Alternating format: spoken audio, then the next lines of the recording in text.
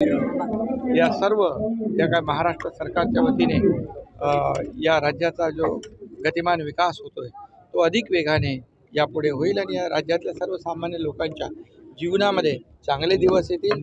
लाडकी बहीण, लाडका भाऊ, लाडके शेतकरी, लाडके ज्येष्ठ, लाडके युवा या सगळ्यांसाठी गेल्या 2.5 वर्षात आम्ही काम केलं, म्हणून जनतेने देखील शिक्कामोर्तब केलं, कामाची पोचपावती दिली। आता देवेंद्रजींच्या नेतृत्वाखाली या राज्याचा अधिक वेगाने विकास या ठिकाणी होईल। आता दावोसमध्ये नुकताच जो आपला मुख्यमंत्री देवेंद्रजी आणि उद्योग मंत्री उदय सामंत यांच्या मार्गदर्शनाखाली 15 लाख कोटीचे करारनामे झाले।